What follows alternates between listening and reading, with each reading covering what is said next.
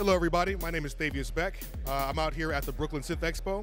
I'm here with Novation showing off a bunch of new gear. And the main thing we're showing off right now is this brand new standalone groove box known as Circuit. So right here we can see I have Circuit running. There's no sound coming from it just yet. I'm going to explain how this works really quickly. It's standalone, so all the sounds are internal. It also has its own step sequencer. It also has scale modes for the two synth parts that you have here. So there's two polyphonic synth parts. The synth engine is based on the Ultranova synth engine, so it's very powerful, very flexible. There's also 4 drum parts. So drum part 1 is typically your kick. Drum part 2 is typically your snare. Drum part 3 is typically a closed hi-hat. Drum part 4 is generally going to be an open hi-hat, but you can change those sounds if you want. So really quickly, I'm just going to start programming a very basic beat so you understand how this works. The drum parts are paired together. So drum part 1 and 2 show up on the same grid of 32 pads. The white light is showing you the playhead as it moves through the steps. So I have 16 steps for drum 1, 16 steps for drum 2. So it's very basic on a 4-on-the-floor beat.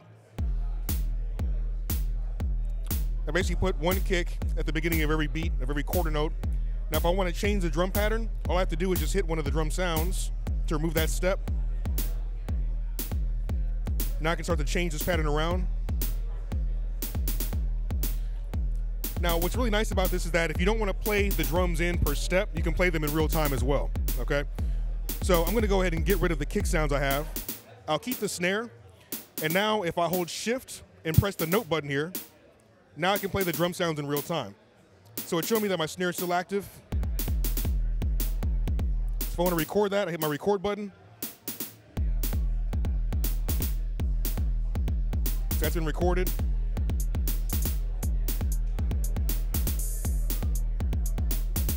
All right, so I recorded a basic drum pattern here. If I go back to my note mode, you see the kick drums that I recorded. If I go into drum parts 3 and 4, you can see my closed hi-hat pattern and my open hi-hat pattern right here, okay? Now, if I want to change the actual sounds that I'm using, I can hold shift, select the drum part that I want to change, and choose from a bunch of different sounds, okay? Now, let's say maybe I want to change parameters of my drum sounds. The knobs up here will allow me to change certain aspects of my drums. So these top 4 knobs will let me change certain things about my drum 1. The bottom 4 will let me change things on drum 2. So for example, the pitch of my kick, I can change with this first knob.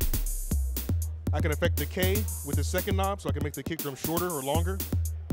The third knob affects distortion, get it nice and fuzzy. And the fourth knob is going to act as either a low pass filter or a high pass filter. The beauty of this is you can automate all these changes.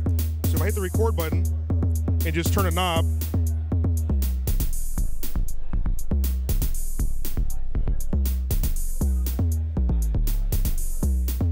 there we go. So now we've automated that change. And if you look at the LCD underneath the knob, the brightness indicates whether it's at its maximum or minimum level. So you can see the changes have been automated there. All right. I'm going to change the snare sound really quickly to a clap. And if I go into my effects here, I can add either delay or reverb to any of the parts. So drum 2 is my snare or my clap now. The knob above it will let me add a certain amount of an effect to it. So I have delay presets here. So I just add some delay to that snare.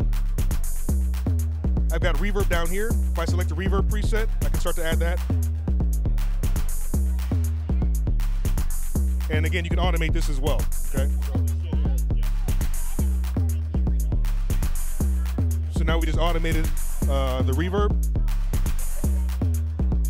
So now if I go into my synth parts, synth part 1 and synth part 2, they're both polyphonic. So you can actually insert up to 6 notes per step. And I can either play this in real time, or you can hold down a step and then put a note in there if you want to, okay?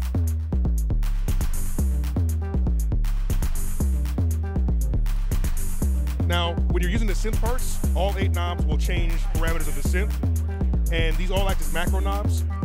Each knob will actually affect up to 4 different parameters per synth part, okay? So I'll just start kind of playing around with this.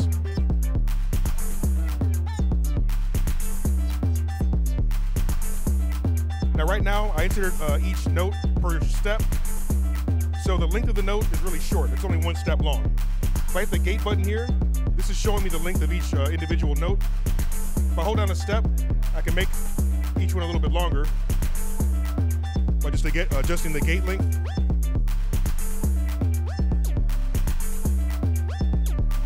So now the notes are playing longer. If I go into my scale mode here, the top 2 rows allow me to choose what key that I'm in.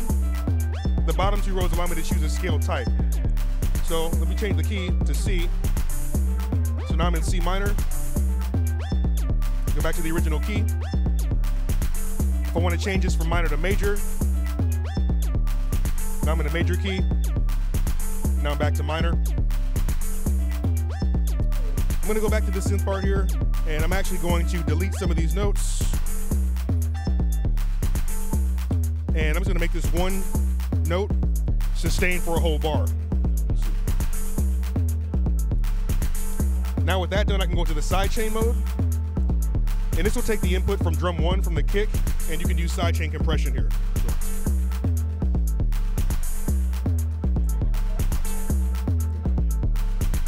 If I go to synth part 2, let me go back to my note mode here.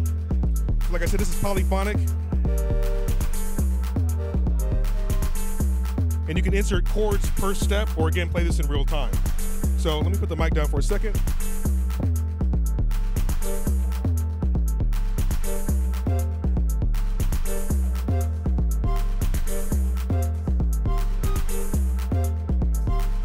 All right, so now I've recorded those chords to these different steps. A really cool feature about this is I can go into my mixer now. These buttons will let me mute certain channels. The knobs will let me change the volume. If I mute synth part 2, I can go back in there and now I can play those chords that I just recorded in real time as opposed to playing the pattern. A few other really nice things that you can do here. Let me just bring this back up. I'm gonna add a little bit of reverb to that synth. Okay. You can nudge the pattern forward or backward by a certain number of steps. So I hit nudge here. So now I'm just nudging that. You can also change the length of the pattern for the synth parts. So you can get some nice kind of polyrhythmic stuff going on. And you can also change the velocity of the notes per step. So if I hold down a step,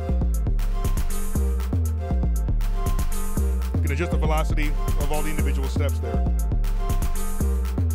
So one last little point to make. Everything I just recorded, let me adjust my global filter here. This acts as a low pass or a high pass for everything. So what I've recorded, these are all stored in the first pattern here. The pattern that's flashing is the one that's been recorded into. I can chain these patterns together so I can have up to an 8-bar pattern if I want, or I can treat each one of these as individual patterns so I can switch between them. So let's say, for instance, maybe I'll take my first synth pattern here. I'll hold duplicate, select that pattern, and duplicate it to the next pad over. So now I'm in a separate pattern, and I can shift the octave of this pattern up or down, holding shift up. Let me mute this. So now if I go back to my patterns, it's gonna wait till the one of the next bar to change to the next pattern. So it's really easy to get basic ideas up and running. It's a very nice set of starting sketch pad to work with. And then once you're done with this, you can try to get your stuff into your DAW, or just use it to sequence other external MIDI gear, because you have breakout cables for MIDI in and out. So this is an 1/8 inch to 5-pin DIN cable. It is actually connected to the, well, it was connected to the base station, but we could sequence any external gear using the sequencer here on circuit. So it's very flexible, very robust, and it also runs on batteries if you wanted to as well. So. $329. It is available at Main Drag Music, baby. So if you want circuit, I highly encourage you guys to come on down and check it out. Like I said, it's a ton of fun, extremely portable, very robust, and highly versatile. So if you like it, play it.